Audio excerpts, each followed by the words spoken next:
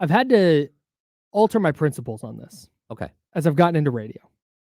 If I was writing, if I was doing kingswire.com or something more like the King's Beat, something like that. Or it's a little different because I feel like King's Beat is more you do beat reporter stuff. I'm talking like straight blogging. Yeah. Straight grabbing any rumor and throwing it out there. Okay. Right. I don't think you would cover this type of rumor at the King's Beat. And if I was at kingswire.com, I would probably, which isn't a site, by the way. Yeah. I would probably not touch this. But we're on the radio, so we have more ways to talk around it. There's a rumor, real or fake TBD, but it involves the Kings being interested in Robert Williams, the center from Portland. Okay. And acquiring him via trade. So I have a bunch of stuff on this. First question, why? I don't. What? Yeah. Here. What do you when you hear this or you see this? What is your immediate thought? Okay, so it's tough because to be honest with you, I do think that the Kings need a guy who's 6'9", who super athletic, flies all over the court, is an incredible defensive player, right? We're talking about a guy who was like number 7 a couple of years ago. He was 7th in Defensive Player of the Year voting as a 24-year-old. He was also second team all defense. And then the injuries hit. And for a big man, the injuries aren't good injuries. They are he's had repeated knee injuries, and that's not good.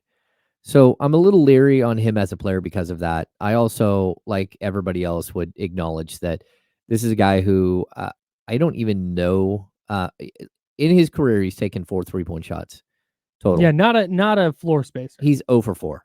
Like, that's it. And so I'm going to guess that most of those are like buzzer beaters type stuff. So, like, look, this is not the guy that you would think of putting next to Domantas Sabonis. But he is a guy that I would put on the court at the same time as Malik Monk. I think he can be a disruptor. I think he can be a guy who's flying around and not only playing great defense, but being a pick and roll specialist with Malik. He's young. He's still 26. He'll be 27 in October. The problem is with Robert Williams is, and again, he's got one of the great nicknames of all time. He's a Time Lord. But the problem is that he can't stay healthy at all throughout his career. 61 games is the most he's ever played in a season. Most of his games played 32, 29, 52, 35, and 6. Good. 6. Is look, do you buy the idea that the Kings are interested in Robert Williams? Maybe. Like, again, we have to look at like his salary. We got to look at all the things that like we tie into, like, would he fit? And the answer is, maybe, but maybe not. What this is, now we're crumpling this up and tossing it. Now I just want to talk about Robert Williams just in general. Yeah. He is, in this sense, whether it's the Kings or another team that's trying to acquire Robert Williams. Again, let's crumple up this internet rumor and toss it. He is one of those players that is a theory guy. It is, in theory, Robert Williams could help pick your favorite team. I'm going to say the Kings because we're in Sacramento. Helps the team in X, Y, and Z ways. Yep. Rim runner, shot blocker, would be a great fit as a backup 5. Cool. Great. Awesome. You might even find a way to play him alongside Domas, but again, that matters less than, in theory, Robert Williams is a really good fit. Yeah. There are so many players like this, I feel like. I said that about Robert Williams today when we were kind of like, okay, how are we going to tossing this around? Like, it's like, in theory, I see the vision. But I feel like I have said that about 50 players this offseason. Well, I think there's something, Kyle, that when a rumor does pop up, and just kind of like throw the Robert Williams idea out of your mind. Like whether it's going to happen or not, like who knows? Like probably not. But this is one of those things. Like the money, we could talk about all that and like get into a serious conversation. The fact is that anytime there is a rumor, somebody's going to write about it, and it doesn't matter what rumor it is. Somebody's going to write about it. You know, like when I was at NBC, like any rumor, like, hey, you want to write on this? And it's like, hey, I'll track it a little bit and see if it's real. But at the same time, I can write a why it would be a good idea and why it would be a bad idea. And I think that that's what we've gotten so used to is like any rumor that's out there, you grab, and initially you can hate it, and then slowly you start buying into it, and then fans buy into it, and next thing you know, okay, I don't think this is such a bad idea. And then this again, this Robert Williams thing, there were months ago, there was like a hey, the Kings could be one of the teams that were interested, right? And if they decide to make a move with him, maybe the Kings would be one of the teams that are interested. So I don't even know if something like this is being regurgitated from like months ago, Sure. which is very likely, right? But when we get to it, I think that there are so many players that we'll throw out there, and then you start to like rationalize and start to figure out, like, oh, okay, I can go with that guy. I can figure that out.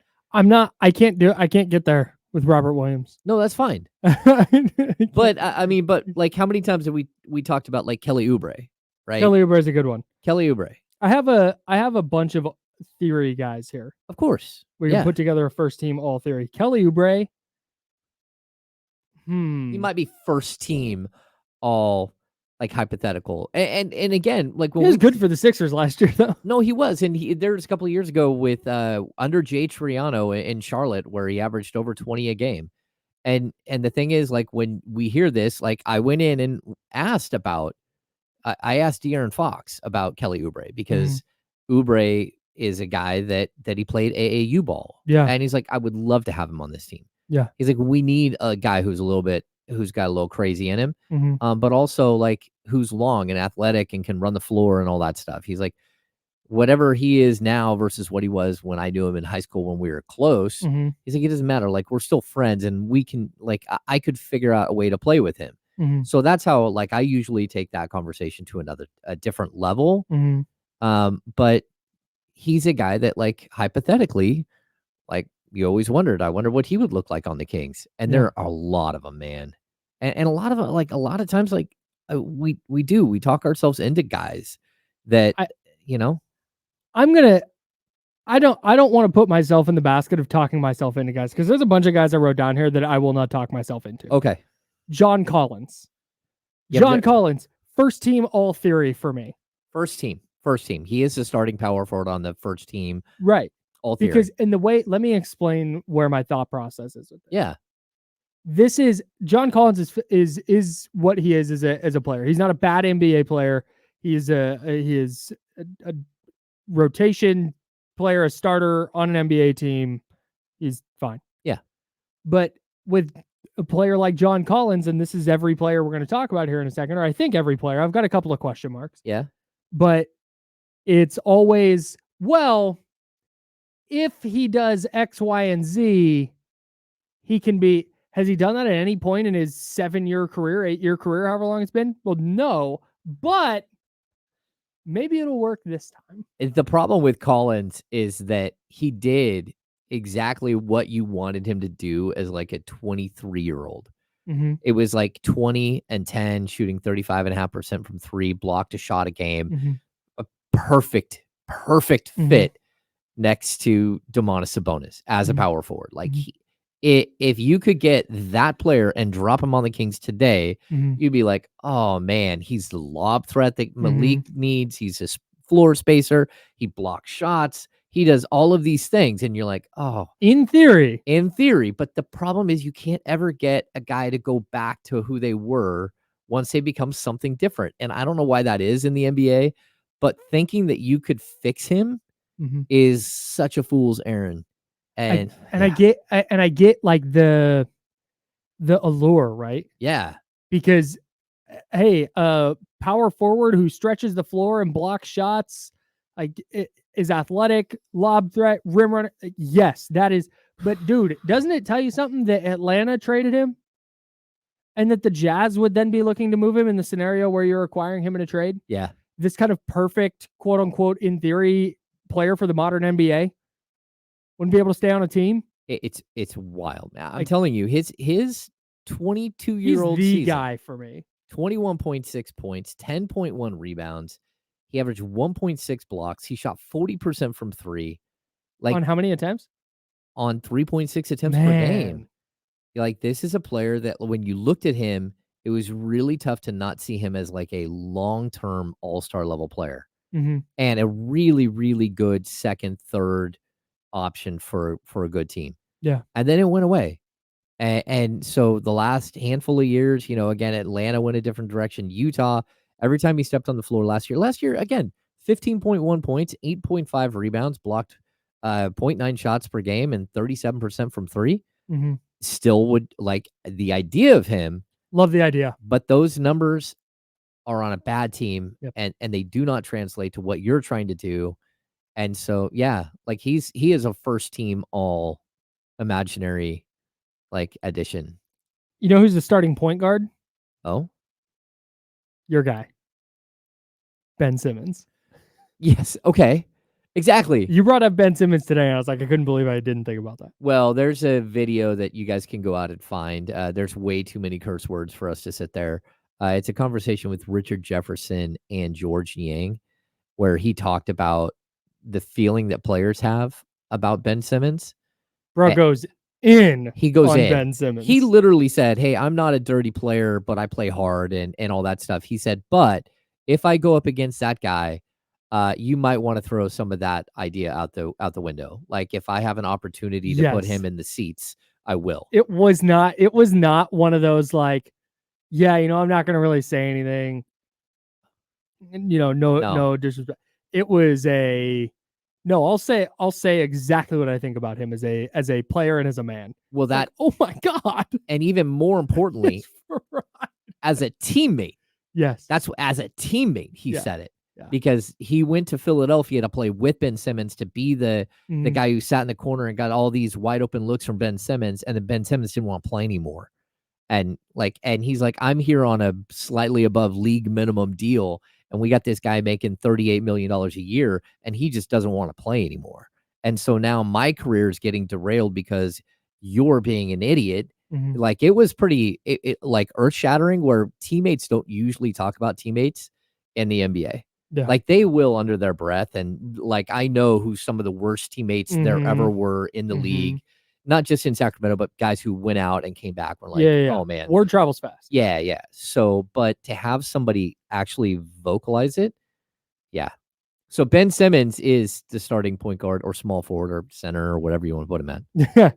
Super versatile, which is why, in theory, Ben Simmons would be awesome. Does Jordan Poole fit on this team? On the all theory team? I don't think so. Because I always looked at Jordan Poole as like a poor man's Malik Monk, and then he went out there and got paid like a superstar. And I feel bad for Jordan Poole, because if Jordan Poole was got like a 4-year $80 million contract, or a 4-year $65 million, I wouldn't feel that badly about Jordan Poole. I'd put him in the same category as like a Malik Monk or Jordan Clarkson, like that type of like microwave off the bench.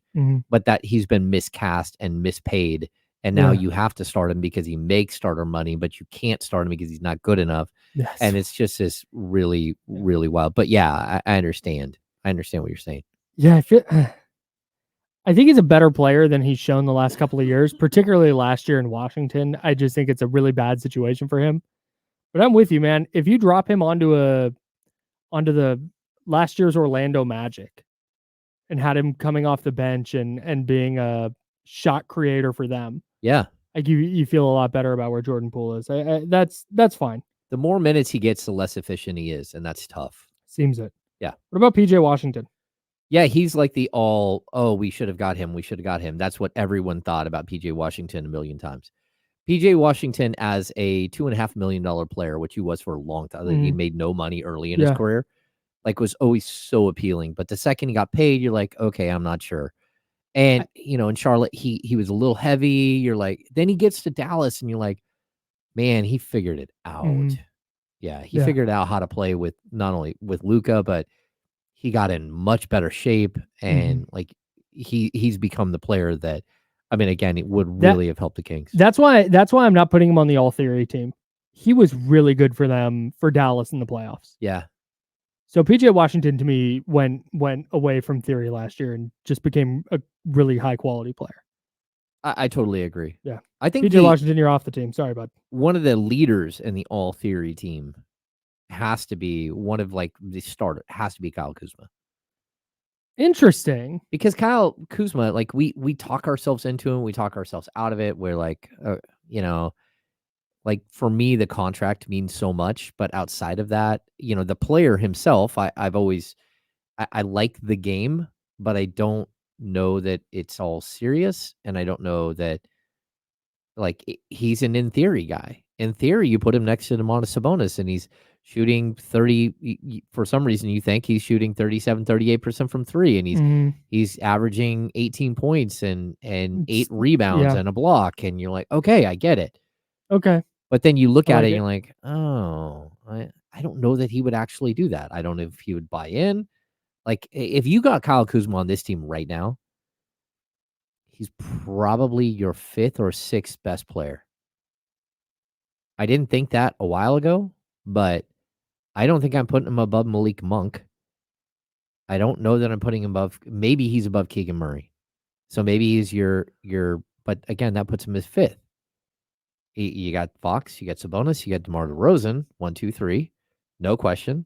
I And think Monk 4. Monk 4. The possibility of Keegan Murray could be 5 or 4.